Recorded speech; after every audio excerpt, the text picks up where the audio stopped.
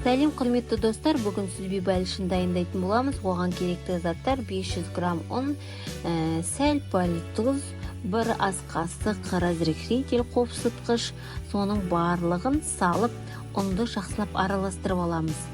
Ұнымыз жақсылап араласқан кезде біздің дайын болған қамырымыз жақсылап көтерілу үшін разрыхлитель салатын боламыз.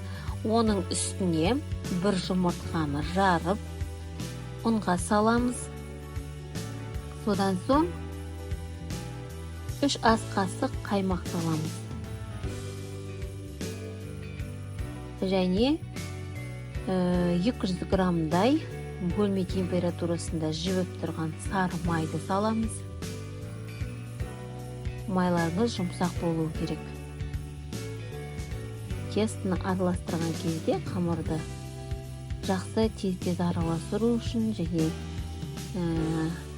тас-тас болып өтіп бір-біріне жабысып қалмау үшін. Оның үстіне 180-150 грамм зекер саласыздар, өздеріңізге қарай.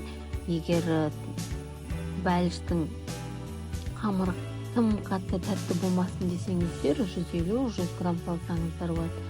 Ал мен 180 грамм салдым. Тәтті болғанды, біздің үйдің отбасы тәтті болғанды қалайды. Осылай барлығын салып, қамырымызды жақсылап араластырып, қатайғанша илеп аламыз. Қатайған қамырымызды тағы да ұн сеуіп,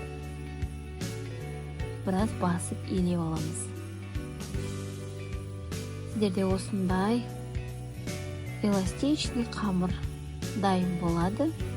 Бұл қамырмен әртүрлі пирогтар пісірсеңіздер болады. Сүзбе салып, немесе банан, қойылтылған сүт қосып, әртүрлі пирогтар жасасаңыздар болады.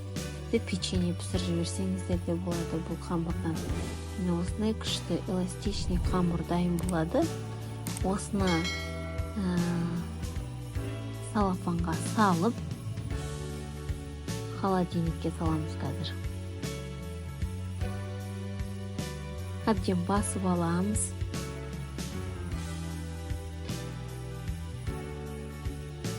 Міне дайын болды. Қамыр қолға жабысып тұрған жоқ. Көріп тұрғандарыңыздай. Қамырды енді алып салафанға саламыз. Салафанға салып, холодильникке қойып қоясыздар, тоңазытқышқа. Жарты сағатқа, егер тым асығыс болсаңыздар, жарты сағатқа салып, содан кейін барып дайындасаңыздар болады, немесе бір күнге қалдырып қойсаңыздар да болады. Сол кезде салмасын дайындаймыз. Мен салмасына 200 грамм сүзбе творог алдым. Творог салдым. Және осы видеода көріп отырғандай жасасаңыздар, дәмдері керемет болып шығады. Егер сіздерде осындай миксер болмаса, блендер болмаса, қолмен араластырсаңыздар да болады. Менде жоқ деген сылтау керек емес. Кез келген нәрсенің қалауын тауып жасауға болады.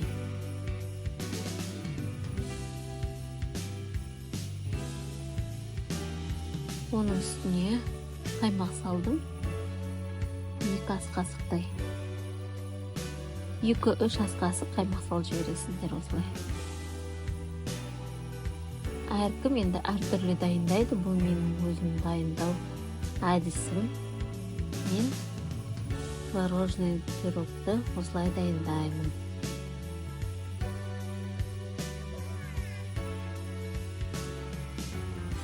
Және жұмыртқа қосып жібересіздер.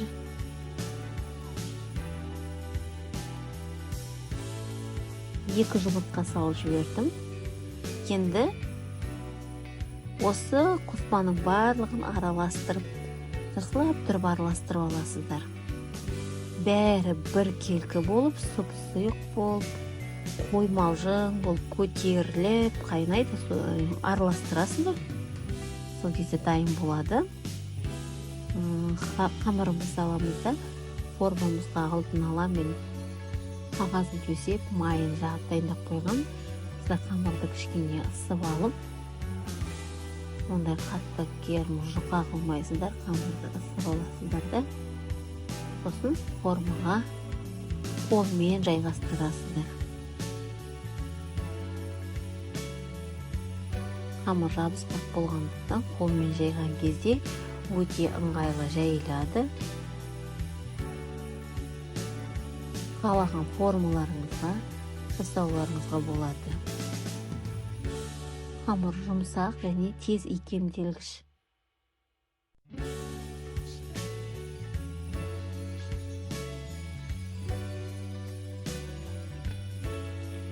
Енді осылай дайындап алған қамырдың үстіне жаңағы дайындап қойған салмағымызды құятын боламыз. Духовканы 180 градусқа қыздырып қойып, 30 минутқа пісіріп аламыз.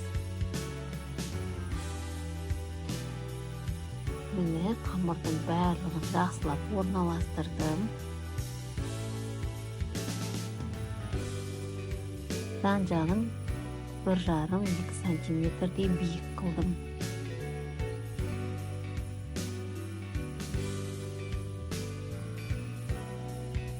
Осылай астын кесіп жіберсеңіздер болады.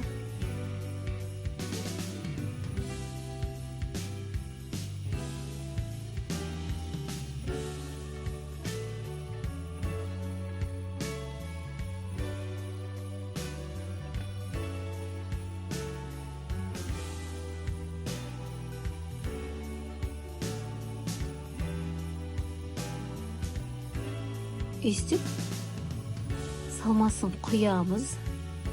Бәрін бір келкі қылып, тегістеп, үстінен қасықпен тегістеп, бірдей қылып төсеп аламыз. Достар, менің каналыма жазылып, қоңырауды басып, комментарий қалдыруды ұмытпаңыздар. Сіздерді күтемін.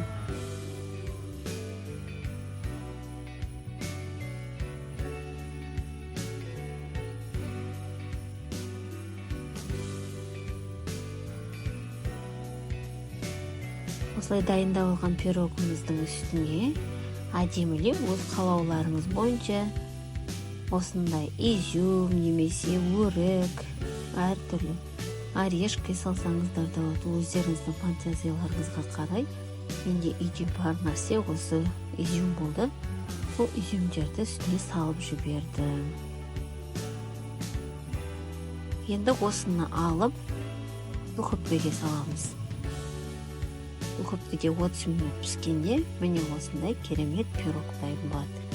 Өстіп жақсылап тұрып ыстық пирогпен шай ішеміз. Астарыңыз дәмді болсын.